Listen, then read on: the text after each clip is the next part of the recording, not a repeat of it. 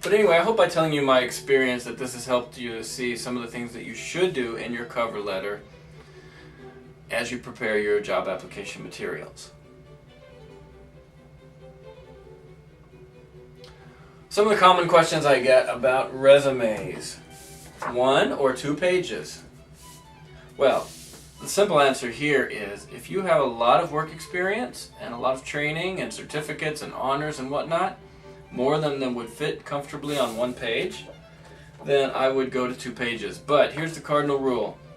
If you're going to go with 1 page, fill up the 1 page completely and don't have space or have it be too crunched in or the margins look ugly or too dense of a text. If you're going to go to 2 pages, then you want to fill up this page completely and this page completely. Now you can have lots of white space in between, that's fine. But what you don't want to do is have 1 page and then say a line or 2 or even 1.5 pages. That just doesn't look visually pleasing. So if you're going to go with a 2-page format, go with it. If you're going to go with a 1-page format, go with it, but nothing in between. More questions I get about resumes. The information on your resume is going to be read very, very quickly. Sometimes they have a pile of 50 or 100 resumes and your reader may skim very quickly. In Western cultures, most people read from left to right.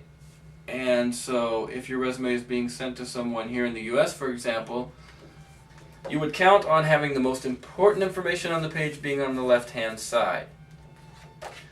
Now, for other cultures, that may not be true, so just keep that in mind. So, one thing you don't want to do is when you're listing, for example, your education or your work experience, you do not want to have the date be the first thing they see, because that's probably the least important.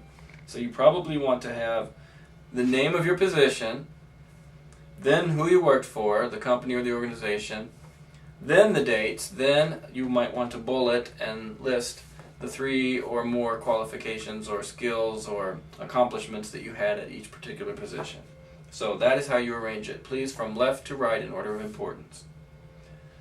Some of the other questions regarding the format of resumes, the book will have, and I will be dealing, I'll help you work with that through email. Let's talk about the interview process. Let's go from the beginning of the process to the end. First, before you even attend the interview, you should, number 1, research the organization and the people in it to the greatest degree that you can. In my case, for example, when I interviewed for the FIU position, I knew that it would be a panel of 3 folks that would be interviewing me and that the director of the composition program would be one of them. So I did my research, I went online, I found out everything I could, not only about the program but also about the director.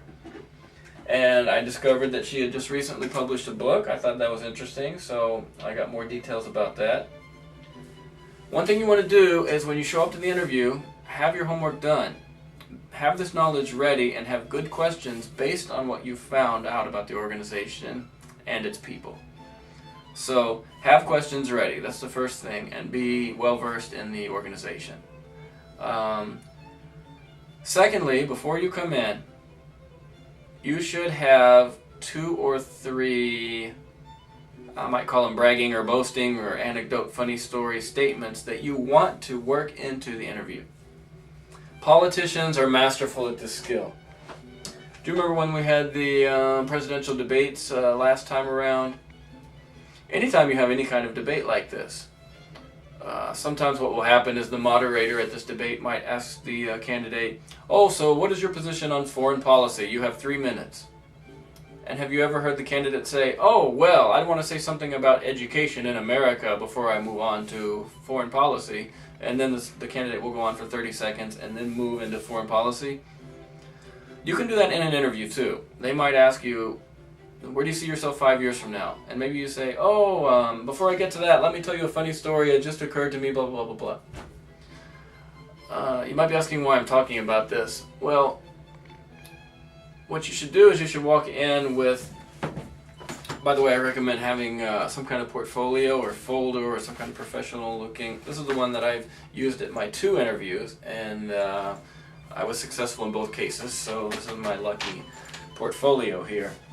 You do want to come in with some writing implement, of course. Any kind of portfolio of your work is good. And here I had a notepad. Now, in my case, I had a list of strengths and weaknesses already in there because I knew that that's one of the questions typically asked in interviews. I also had 2 or 3 stories or points that I wanted to make during the course of the interview. Let me give you an example. So when I was in grad school, they asked for some folks to review student portfolios, student writing at 3 different universities, and we would do some norming sessions and some grading and some assessment. And the person who was in charge of the grant that was all part of this was named Ed White, and Ed White is a very famous person in the field of assessment theory and teaching. So, yes, it's a little bit of shameful name dropping, but I thought, oh great, I've worked with Ed White, and I highlighted that in my cover letter and resume because I thought it might impress folks. So when we were working with Ed White, reading our portfolios, at the end of the day, Ed White is a very senior gentleman, and he looks like just a regular senior gentleman. But what happened is there were a bunch of us 20 and 30-year-olds coming back from the assessment, the day of assessment, and this was in Flagstaff, and their campus at NAU is located in a very hilly section. So, well, the whole point of this story is at the end of the day, my colleagues and I, 20 and 30-something, were struggling to get up this steep hill to go back to our where they were letting us stay for the night in some of the dorms. And here comes Ed White whizzing by on a bicycle, this old geezer, and he's just flying by and he's waving and smiling, not even breaking a sweat, and just goes flying up the hill at 60 miles an hour, and we're all huffing and puffing, and I just thought it was a funny story. So I actually had it written down on my notes, and it was a story that I wanted to be sure that I got into the interview at some point, so I did. One of the things you have to do, by the way, is you have to gauge the mood of your interviewers. I had this story ready to go, and I thought, well, not only is it mentioning Ed White, somebody I've worked with who's famous in the field, but also it's an amusing story, it might get a laugh. So as the interview started, I noticed that the folks interviewing me were friendly, they were in a good mood. I guess it was late in the day, and they were a little punch drunk from interviewing for 8 or 9 straight hours. So I was able to be playful and joke with them. So follow the people's lead in the interview with you. Now, let me give you some more advice. Once you walk into the interview, first thing you want to do is you want to look your interviewers in the eye. You want to shake hands with them, of course, a nice firm handshake. And you want to wait to sit down until they show you the seat or they invite you to sit down. When you're shaking their hands and after you sit down or at some point in this preliminary part of the interview, you want to go right to your notebook and you want to write down their names. And it's perfectly fine if you didn't catch it the first time, or if you get a name that's difficult to spell or pronounce. Oh, can you tell me your name again, please?